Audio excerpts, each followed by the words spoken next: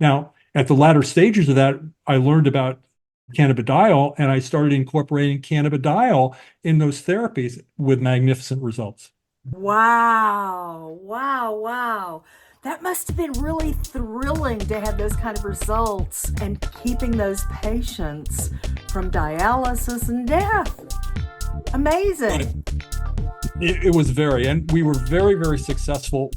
Welcome to Season 5 of the Cannabis Truth Podcast. Your host is Honey Smith Walls, author of the new book, Healing Beyond High, Cannabis Truth, a gentle, practical guide for elders to learn cannabis fundamentals safely and effectively without overuse or overwhelm. In a world where the FDA has yet to stamp its approval on this ancient natural remedy, Honey Smith Walls bridges the gap between Western healthcare norms, uplifting benefits and relief through gentle cannabis plant therapies. Join this 21st century cannabis shaman, uniquely positioned to assess the green intentions of medical, farming, and business industries in cannabis and uncover fascinating historical, political, scientific, and spiritual facets of the plant. Hello, my friends.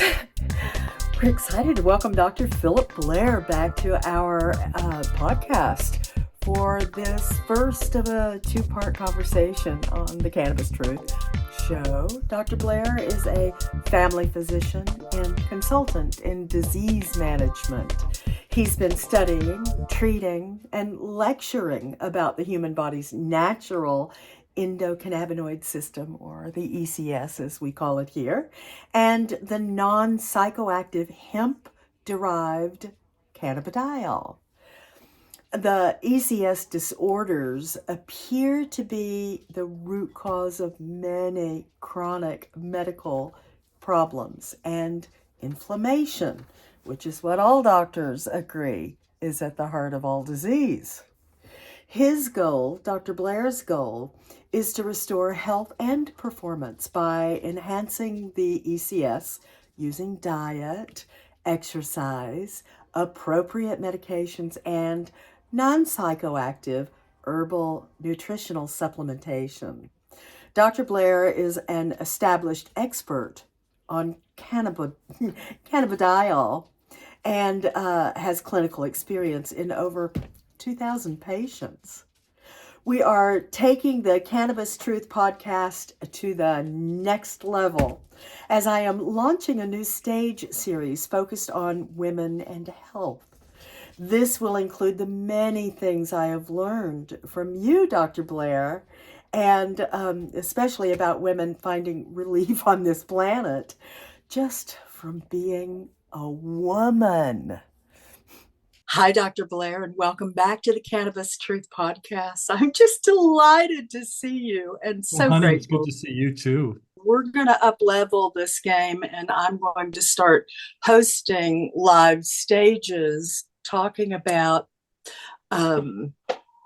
all things that I have learned and a lot from you about women finding relief on this planet for just being a woman. I'm so privileged that you've acknowledged that these are really positive benefits for people. You know, you and I talk back and forth on emails and stuff, and I said to you yesterday when I sent you a little email about this that, can't wait to see you and let's talk about women's stuff. And you wrote me back this great big long email with a list of women's issues. And if I may take a moment just to explain what the fundamental life of a woman looks like from your eyes. Menopause, hot flashes, night sweats, vaginal dryness, decreased sex life, mood swings, difficulty sleeping, joint and muscle aches, and changes in memory and concentration, other headaches, weight gain, hair loss, facial hair, skin quality, UTI, incontinence, irritability, anxiety, depression, panic, panic, panic, urinary urgency, shapely fat loss. Oh, but wait, dear hearts, there's more. We start with a metabolic syndrome like weight and diet and physical activity levels. And then there may be violence in my life, anxiety and depression, dementia, blood pressure, breast cancer, cholesterol, diabetes, osteoporosis, urinary incontinence, PTSD and complex PTSD, cognitive impairment, libido issues, heart disease, insomnia, childbirth, mast cell activation, Ehlers-Danlos syndrome, breastfeeding, postpartum depression, N and V of pregnancy. I don't know what that means. Nausea and vomiting. There it is. Had a lot of that.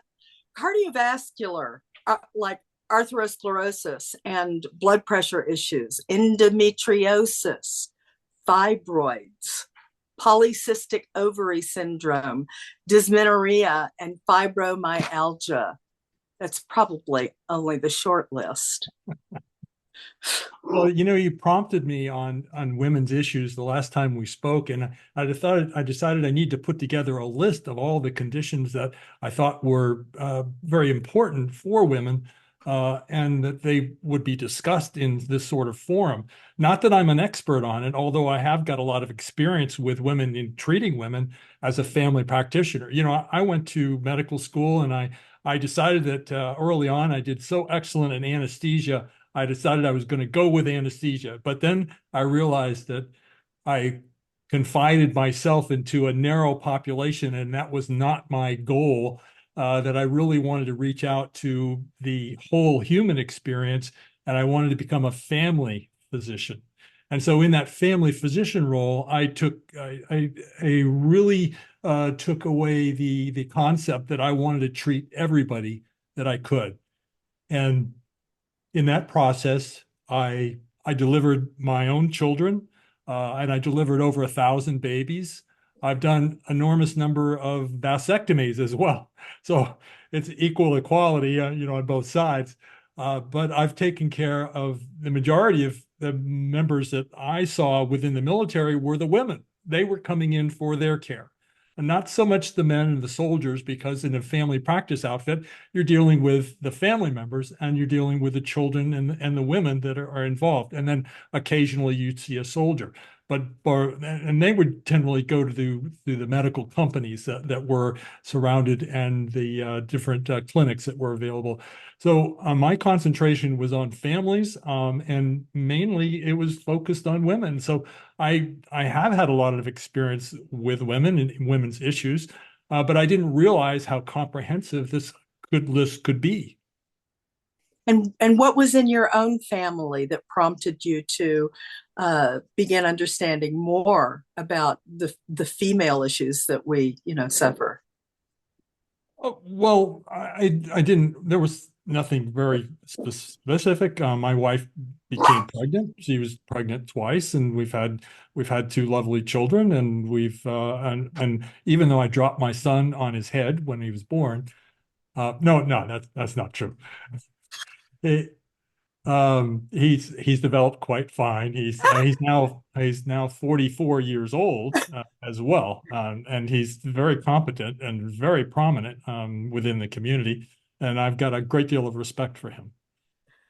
But those issues, you're dealing with family members, and my wife is an artist, and so she has concerns about her health, but she's not known what to do about it. She ends up, she'll go to the doctor, but another doctor, but she will confide in me in particular, and I'll make suggestions to her. And I've never been dictatorial about what she has to do. I just lay out the groundwork, just as I would with a patient, in terms of what different things that she could do and what would probably be the best avenue for support for her. And so I've taken her through a number of problems and complications, and we've navigated our lives with my medical advice and recommendations, but it has not always worked out. And that's still something that you have an advantage over the rest of us because of your education, and you can understand more about what's happening. But, the fluctuation of a woman's hormones during pregnancy are just wild. And then all of the other things that you have to consider and what's happening during that gestation period. And it is, it just kind of ransacks our body and our minds at the same time. Well, I was brought up in conventional medicine, and that's where my structure has been, is very conventional, and that means pharmaceuticals, and that means the standard of therapy, the standard of conventional therapies, and so I didn't have any deviation from that, not until about I guess about 20 years ago, when I realized that the medicine, the conventional medicine, was really leading us astray or not accomplishing its goals in particular. At that time, I had retired from the Army, and I was involved with a disease management program for chronic kidney disease. And the chronic kidney disease was, you get chronic kidney disease, you get into a nephrologist, a renal doctor, and then you get particular testing, you get on these different drugs, and then you eventually go for dialysis, and you may get a transplant. Well, what we realized at that point was that there was a huge dietary factor in there. And I partnered with a dietitian and realized that the diet was very, very important in the progression of the kidney disease.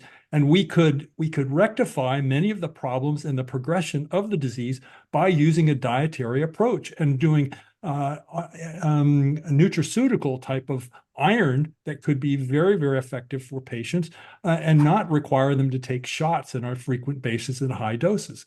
And so we were actually able to reverse many of the diseases and keep people in a chronic kidney state, chronic renal failure state, without going to dialysis in the most part. So I felt very privileged to learn that and recognize that. And from there, I partnered with 4 dietitians, and we had a disease management program based on the dietary measures that were appropriate for health of the individuals and corrected for many of the problems that they encountered. Now, at the latter stages of that, I learned about cannabidiol, and I started incorporating cannabidiol in those therapies with magnificent results. Wow. Gosh, I'm such a blabbermouth. I've got a podcast and I talk about cannabis all the time. But now all I want to talk about is beta-caryophyllene and your product, because it has given me my future back. I want everybody to know about this because, for heaven's sakes, I've never seen anything like this product in the prescription world. How does it compare with cannabis? I'm quite surprised. I'm quite surprised because cannabis didn't do it for me. Beta-caryophyllene did. And if you know the real truth about both products, they're both terpenes. Cannabinoids are really terpenes. I just am surprised that even though I had all the compounds in cannabis, it was a concentration of beta-caryophyllene that really did the trick for me. This has been fabulous, and I really appreciate it. I want to get it out to everybody too. I want to get it out to the whole world, as a matter of fact. It has so many mitigating factors for all the stresses of life and pain and diseases. It is unbelievable what the spectrum of care that it can provide. That must have been really thrilling to have those kind of results, and keeping those patients from dialysis and death. Amazing. Right.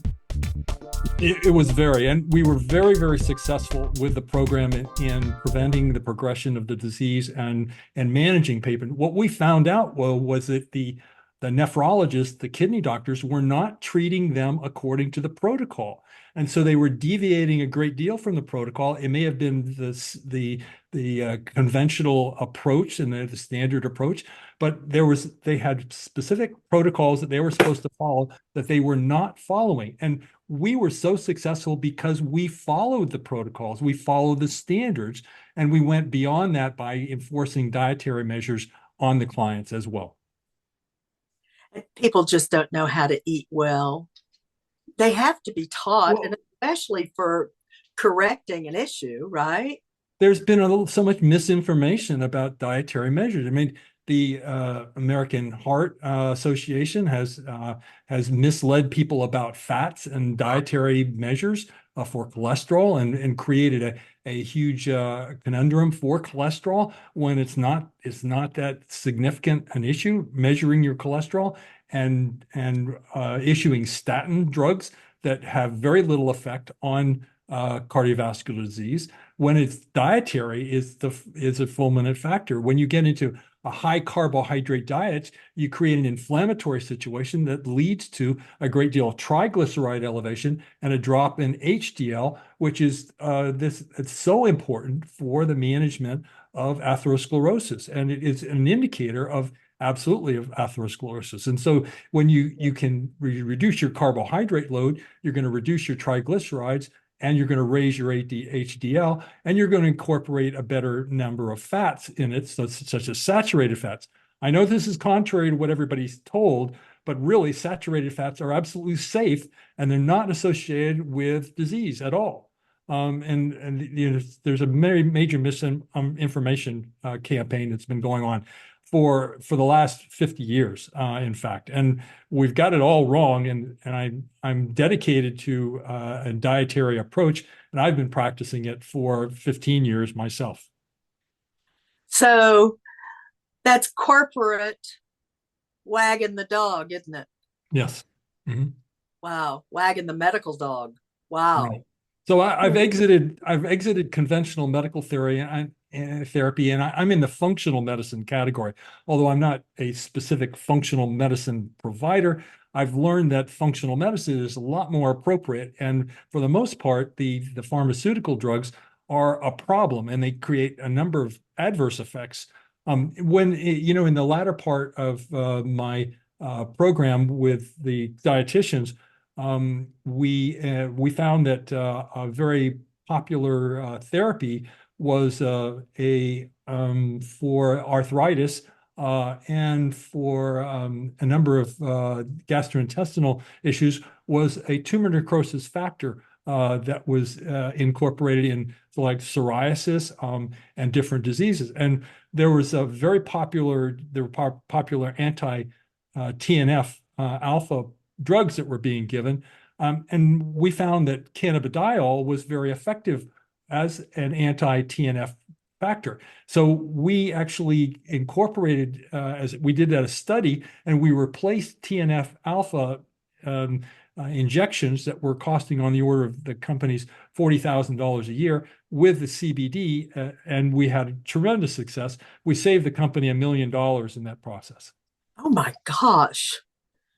I hope that was passed on to the patients. Oh yeah, well they were very enthusiastic about it. They got a lot of those side benefits as well. It not only controlled their arthritis, their asthma, and their psoriasis, but they incorporated. They had much better outcomes. They were reducing work. They reduced their work loss. Their hospitalization time was practically eliminated, and it was saving the company like $10,000 a month. Oh my gosh. For those who may not know what cannabidiol is, it's CBD. It's what we all call CBD. And tell us more about what cannabidiol has done for your patient load, Dr. Blair. Well, I worked with cannabidiol from 2014, and I still work with it, as a matter of fact. It's just not my primary product. So cannabidiol has been highly effective for a full range of conditions, from Alzheimer's to and dementia, to atherosclerosis, to chronic pain, to arthritic conditions, as well as ADHD, anxiety, depression, and particularly PTSD. I found it was very, very effective for PTSD and brain trauma as well. And so all these things can be benefited from CBD alone or in combination with other therapies, such as diet, exercise, sleep, and meditation. And so I always try to incorporate a lifestyle change as well as the relief with CBD. And that the CBD has acted as a stimulus for people getting on board with a lifestyle program. If you're in distress all the time, it's really hard for you to deal with the lifestyle issues that go on with it. But if you can get something to help you along that line, it can help you. You can relieve that pain and the suffering. Then you can get to a point where you can make improvements in your behavior and your lifestyle and your dietary measures, as well as your meditation, so that you can get that sleep and you can get the rest and you can get the exercise that you need to make a full and balanced endocannabinoid system for your body and for your overall health. Will you tell our audience a little bit about the endocannabinoid system? Sure. And the endocannabinoid system was actually recognized in about 1992. And it was recognized because of the research that was being done on THC. And the THC connected up with the CB1 receptor. Well, from there, they learned that there was a CB2 receptor, and they recognized that there were actually endocannabinoids, for instance, anandamide and 2-AG, or chemicals that the body produces naturally. And so these cannabinoids were distributed throughout the body. They acted on these two receptors and multiple other receptors to create a homeostasis in the body. And the homeostasis is a matter of keeping a balance to our nerves, our metabolism, our endocrine system, and to our behaviors as well. It works on the metabolism as well, very specifically, and it works on our mood and our relaxation and on inflammation. So there's actually 11 body systems that we usually talk about, whether it's gastrointestinal, neurologic, it was renal, the Muscular, endocrine skeletal. system, the musculoskeletal. And so there's these 11 body systems. Well, endocannabinoid system is the 12th body system. And the 12th body system actually has it contacts and it interacts with all of the other body systems, such that it's been actually termed the master controller of all of these other systems. Now, uniquely, it works it works as an output, telling these other systems what to do, but it also works on an input, so that outside responses or outside behavior and outside stresses actually work on the system, and they modulate the endocannabinoid system. They change the other systems as well. So it's a bipolar, it's a bidirectional system within the body. And we can change that with cannabis, and we can change that with other natural endocannabinoids or phytocannabinoids that work on this system very specifically. Do we know what other plants work on this system, the endocannabinoid system, besides cannabinoids? Yes, well, there's so many of our herbal products that we know, but curcumin is another, and L-theanine, and of course there's cannabis all over, and beta caryophyllene, and a number of terpenes that are found in other plants like lavender and cinnamon. And there's also other psychological, psychoactive compounds that have stimulus on the endocannabinoid system. And with this connection to the endocannabinoid system, we're seeing a huge benefit to modulating this system. And that's why I figure that I'm really an endocannabinoid doctor, and that I'm using these substances, these phytocannabinoids, as a stimulus for correction for endocannabinoid deficiency. Now, I want to get into the idea that endocannabinoid deficiency represents a major fault in our system, and that it's been discovered that this endocannabinoid deficiency is very, very common in all significant diseases. It's been identified as an irregularity in these particular systems, in the endocannabinoid system, and much, much more. But this idea that we have an endocannabinoid deficiency allows for us to use the endocannabinoid system to be corrected by phytocannabinoids and by different stimulus, like sleep, like diet, will also correct for this endocannabinoid deficiency. And so that becomes the common and the theme that I suggest that we need to practice is an endocannabinoid correction and modulation philosophy and approach to medical care. So, will you tell our audience why there is an endocannabinoid deficiency? Well, all the things that we do, whether and the irritations that we have toxins, we have lack of exercise, we have dietary indiscretions, we've got insecticides, we've got lack of sleep, we've got different stress levels.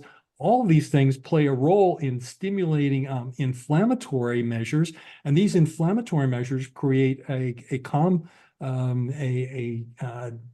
destructive and dangerous and a signaling potential in the body, in the brain, and on our different organ structures to cause different diseases, different states.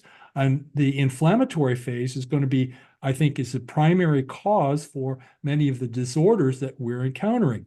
And so if you correct for these other things, and sleep causes inflammation, a lack of sleep, and lack of exercises leads to inflammation. And so if you can correct for those homeostatic, these lifestyle changes, you can correct for a lot of the inflammation in general. But very specifically, if we want to make a quick correction, then we need a phytocannabinoid in order to make that correction. And then we can go on to better health and improve our responses and our decrease our inflammatory signaling so that we can get better, so we can practice those types of behaviors that we need to do. So, wow. So there's a bit of another wider, more general philosophy about the endocannabinoid deficiency. And I'm not sure if it came from Dr. Ethan Russo, but it's where I got the idea. And it may be, I don't know what it is, but because of the prohibition of the use of cannabis for the past 100 years, including as fodder and food for our animals that we eat. We have just had a gross lack of phytocannabinoids coming into the human population actually around the world because of the prohibition. Prohibition went around the world. Mm-hmm. And so, because our animals were no longer eating phytocannabinoids, and of course we were prohibited from imbibing, that's one of the reasons that we have had such a bump in these ADD and ADHD. Well, certainly it's the quality of the food that is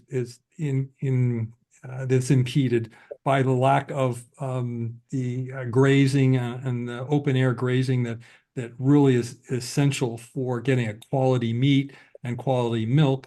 But it's mostly, I think, is mostly talked about as the adulterated products that we're encountering, that have chemicals that are high sugar and that have been manipulated for flavor and taste, that have a number of different chemicals in them, and processing that eliminates the nutrition.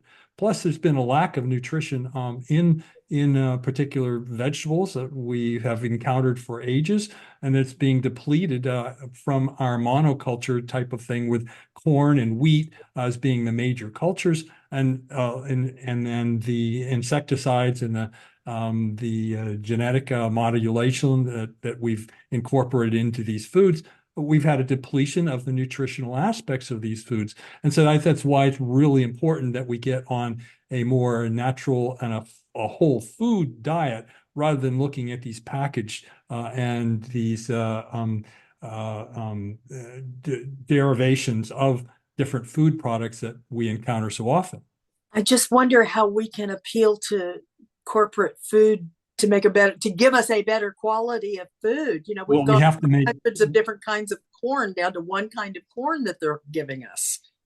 Well, we've got to get the education out there to have people switch over to demanding whole foods. And we've had to have them cooking whole foods and preparing whole foods, rather than the fast take and the fast food process that we're commonly forced on, that we're commonly using in packages and bottles.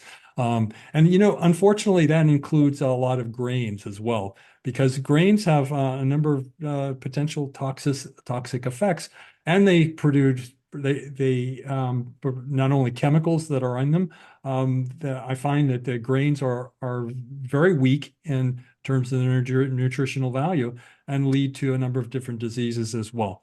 And so the grains in particular are concentrated in carbohydrates, and carbohydrates can be a major problem for our health. And that's why I recommend using a whole food diet, but avoiding grains in particular, as well as other high carbohydrate products like potatoes as well.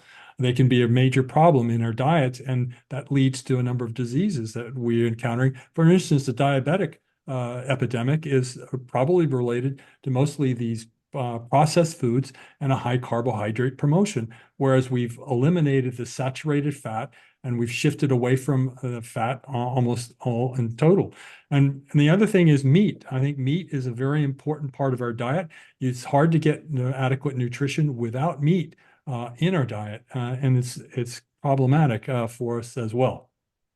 So, but it feels like most people are eating something similar to what used to be a cow in hamburger and steaks and chickens that are so blown out of proportion by the way that they're handled and managed and then processed.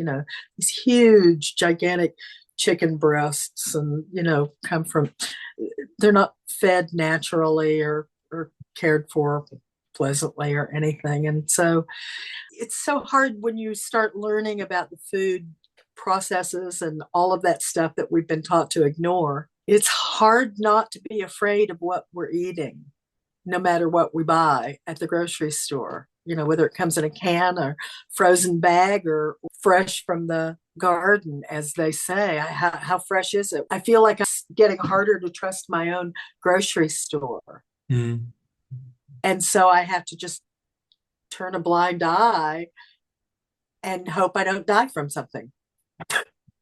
But I want to live better than that. I don't want to get disease from, contamination in my food. And I don't want to eat food that's highly processed that's going to contaminate my body system. Yeah, sure. Of course. One of the things that I found was that talking about beta-caryophyllene can be a signal for quality milk, so that when a cow is raised in a pasture where they get sun exposure, they actually are eating sources of grain, sources of grass that actually produce beta-caryophyllene in their milk. And you can measure that, and you can determine the quality of the milk based on the beta-caryophyllene level in the milk. So you can look at that as a phytocannabinoid that is found in pasture-raised milk in particular. Okay. When we come back, I want to hear all about beta-caryophyllene, how it gets into cattle from what they're eating, what are they eating, and all of that. And I really want to talk about the effects of beta-caryophyllene, not only for lots of other people, but for me personally, and what I have found through using that one terpene. So when we come back, all right? Hey, my friends. This has been another fascinating conversation with one of my favorite guests here on the Cannabis Truth Podcast, Dr. Philip Blair. We still have a ton more to talk about in part 2 of our conversation, which you can hear next week when we dive deeper into the issues women are facing today and the health benefits that can be found naturally with the help of compounds like beta-caryophyllene. In the meantime, be sure to check out my affiliate links and look for me on Facebook at the group Healing Beyond High. See you there. You've been listening to another Cannabis Truth podcast with 21st century cannabis shaman Honey Smith Walls.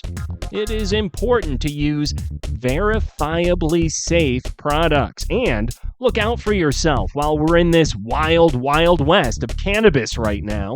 Ask for help. It can get complicated. If you need serious medical attention, please consult one of the specialists at cannabisclinicians.org. They will get you to the right person and therapy for your issues.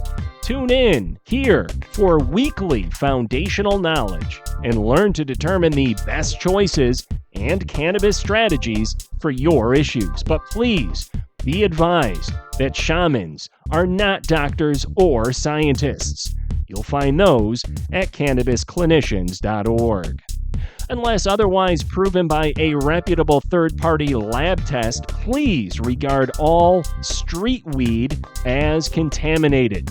It may do grave harm to a patient with a delicate immune system who already has inflammatory issues like arthritis, IBS, fibromyalgia, or worse.